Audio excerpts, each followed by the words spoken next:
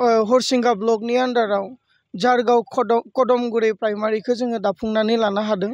दिनै जारगाव कदमगुरि प्राइमारि बडि, आइजो गांखं, लाइमोन गांखं मोनथामबो कमिटिफोरखौ जोङो दाफुंनानै लानो हादों। दिनै रायजोआ जोंनि सायाव मोनसे बिसास दङ, जोंनि सायाव मोनसे आसा दङ, जों बेखौ नोजोर बोदों। दिनै सासे मानसिया थांनानै थायो होनना बुङोबा आसा आरो बिसास लानानैनो थांनानै थायो।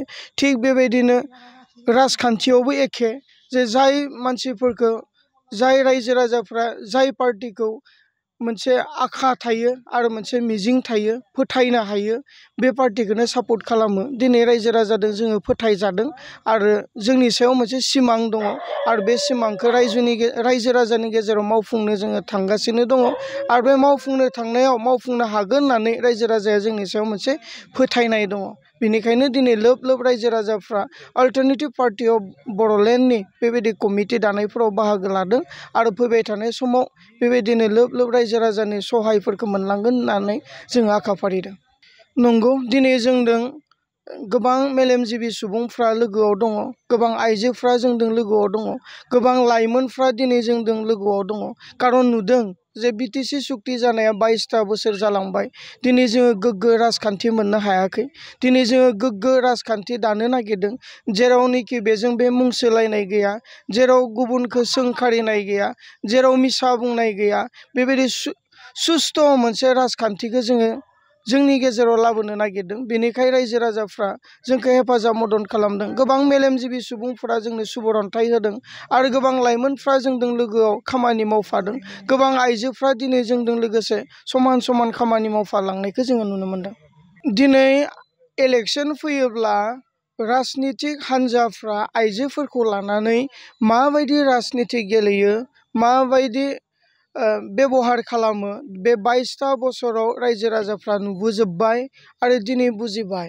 इलेक्सन खाथि सफैयोब्ला प्रल'भन होयो, सेल्फ हेल्प ग्रुपआव फैसा होगोन, बा सोरनोबा बोरमा फिसा होयो, सोरनोबा मोसौ फिसा होयो, सोरनोबा अमा फिसा होयो, बेबायदिहै बा अबेबा समायाव खुन्दुं थफ्ला होदों, अबेबा समायाव साथा होदों, सेखा रुवा होदों, बेबायदिहै राजखान्थि गेलेनायखौ जों नुबोदों। नाथाय दिनै जोङो आइजोनि गेजेराव खामानि मावनानै मोनसे बाथ्राखौ जोङो बुजिनानै मोनदों।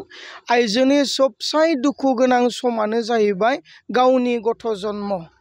दिनै जोङो नुदों आसामनि जि स्टेटास, बे स्टेटासा दिनै मोजां नङा। सारा भारतनि बिथोरावनो जोंनि आसामाव गथ' जन्मआव हाइस्ट आइजोफ्रा जिउ बावनो गोनां जायो आरो सारा भारतनि बिथोरावनो जोंनि आसामाव गथ' जन्म समाव गथ' गोरलै थैनाया 3 नम्बराव दङ। जायनि थाखाय जोंनि आइजोफ्रा दिनै गथ' जन्म होनो थाखायनो गिनाय मोनसे परिबेसाव फैबाय। दिनै आइजोफोरखौ थारैनो अनसायोमोनब्ला गुबुन गुबुन बे सरकारफोरा जानानै थांनाय बे 22ता बोसोराव थारैनो आइजो माहारिखौ अनसायोमोनब्ला जोंनि मोनब्रै जिल्ला 6टा साब डिभिजनाव गायन' आरो चाइल्ड स्पेसियलिस्टखौ लुफुंनानै होगौमोन। नाथाय दिनै बे बेबस्थाया गैया, जायनि थाखाय सरकारनिफ्राय मोननाय बोरमाया फानब्लाबो बिथांमोननि थाखाय डिलिभारि अपारेशन केसा हुस्थ' जानानै फैयाखै। दिनै सरकारनिफ्राय मोननाय मोसौखौ फानोब्लाबो, बोरमा फिसाखौ फानोब्लाबो, अमा फिसाखौ फानोब्लाबो दिनै बेजों सुख'नो हायाखै। दिनै बेबायदि उसुबिदाफोराव आइजोफ्रा गब'नानै दङ।